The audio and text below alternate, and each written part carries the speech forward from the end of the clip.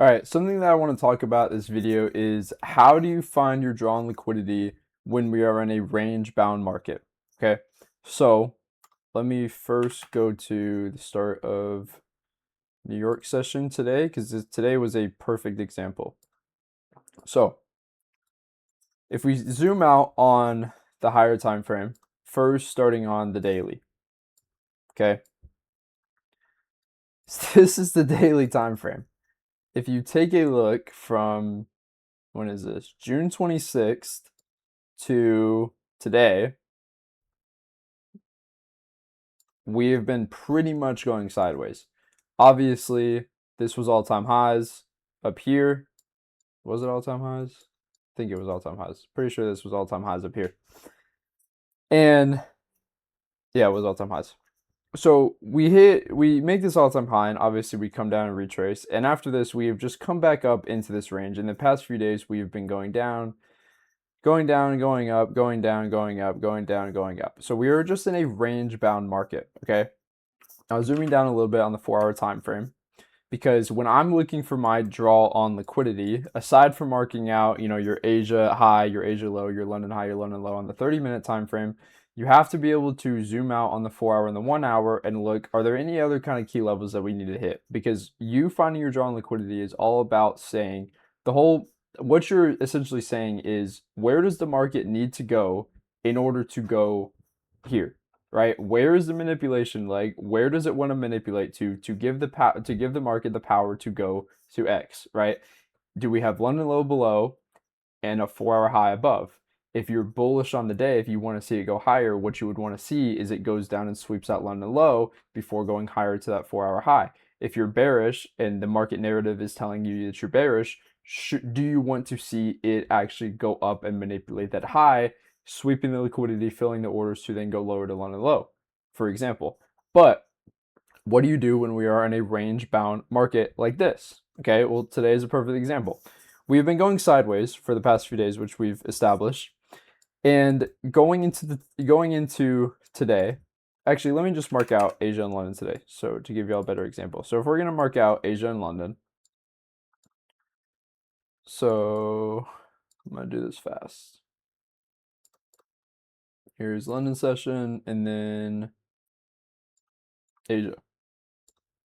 So we have Asia high right here. They got swept out by New York pre-market. So not looking at Asia high anymore. We have Asia low that got taken out by London session. Not taking that out. And then we have London low down here that has not been taken out yet. And then we have London high that was also taken out by New York pre-market. So at this point, the only drawn liquidity we have today is London high, or I'm sorry, London low. So now we zoom out on the 4-hour time frame. Okay, well, what's the 4-hour telling us? So when I zoom out to the 4-hour and the 1-hour, I'm looking for some kind of pointy high. Okay, and what I mean by pointy high is a high. Obviously, everyone should know it's a up candle and a down candle, right? So what do we see right here? We have an up candle and a down candle. So technically, this would be a high. But this is not a pointy high in the market, right? This is just a high that was created. This was just a lower high that was created in a downtrend. I'm not going to target that. It's not a drawn liquidity. A pointy high or a drawn liquidity, for example, would be this high all the way up here, right? Up candle, down candle. You can see how this just kind of sticks out, right? Same thing like this one. This was another pointy high, right? We have this one up here as well. It sticks out like a sore thumb. Like you can see it from a mile away. You're not targeting something like like this little up candle, down candle that was created again in a downtrend. No, like you're looking for something that it created a high and then went the opposite direction, or it created a low, for example, and then started going the opposite direction like this. What did London low do? We put in London low, we retrace into this 4-hour gap, put in London low, and immediately get a reaction to the upside, leaving this pointy low behind. So that's kind of what I'm looking for. But now you have to have a little bit of context, because if you look at where price is right now, are we really going to go up 500 points to this 4-hour high? Probably not. If you know how New York session works, most likely, I mean, is it possible? Yes, sure, anything is possible, but most likely, I don't want to mark out something that is 500 points away because the odds of us going up there just are not realistic for the day, right? Most likely, if this is looking more bearish to me because, I mean, look at this wick, right? We come up and we wick into this downtrend and immediately get a reaction back down to the downside, leaving this wick. So to me, this is looking like it just manipulated higher, and we're going to look at this low, right? That's why we could easily target London low here. So I'm not going to bother marking this out for today, just for this example, right? Now, on the 1 hour, right, we have this 4-hour low, which is also London low. On the 4-hour, I'm sorry, on the 1 hour, same thing. Now, we just swept out this 1 hour high, and we're getting a reaction to the downside. So again, this is just all pointing and giving me signs that we are bearish today. But what are the possible targets higher? Well, if we zoom in on the 5-minute now, what do we see right here? Is we have another possible pointy high.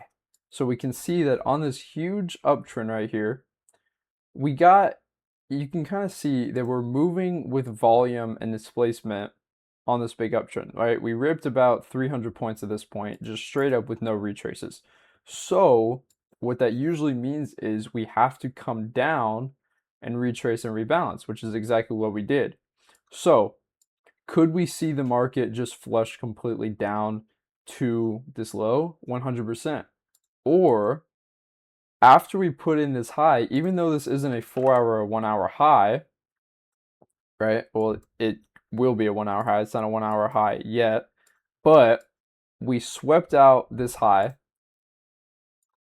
put in possibly another 1 hour high. It's not a 1 hour high yet. It will be at 10 a.m. But we can see, just again with context, is we ripped all the way up. Now we're retracing down and we leave behind a high. So what we're saying is we're trying to target a high or a low that was put in before retracing or before going in the opposite direction. And what that creates in this example is called buy side liquidity, which would be all of this right here. So if we play out market open, right, what do? We end up manipulating into this 5-minute, start getting a reaction higher. Start chopping a little bit, and all this is doing right here is generating liquidity. What you see happen is when we get a big move to the upside, again in this example, and this can happen if we get a big move to the downside and then go out, it's the same exact thing, but in this example, we get a big move to the upside, we immediately retrace, tap into these gaps, show us that we are respecting bullish order flow, then we start chopping. Then we go sideways for about 20 minutes, 25 minutes, and all of a sudden, what this is doing is called generating buy side liquidity, meaning what you typically see the market do is it will come all the way up because all of this right here, where I just drew the line, is liquidity, right? Because if it does want to continue this downtrend, because now we've broken structure to the downside, but we are still saying that it could want to come up and now retrace into the bearish gaps before going lower and continue the downtrend. So what we can actually do is take a long targeting this buy side. Okay, so even though we don't have a 4-hour or 1 hour high or a London high, we're simply targeting buy side. And so you can see that eventually we end up getting a big move up and we end up filling all of these bearish gaps right here before getting the big downtrend. So you could have taken a long like this, targeting the buy side, even though we never took out this high, doesn't need to take out the high.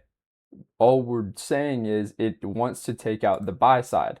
Now, is it very possible that it did want to come up and take out the high? Sure. In this example, it didn't. All it did was come up into these 5-minute bearish gaps. It just came up farther into the 4-hour bearish trend. Same on the hourly, right? It just came all the way up and retraced a little bit more. Again, remanipulated this high right here, And then boom, got a clean flush to the downside, taking out our target for the day, London low. So hopefully that makes sense.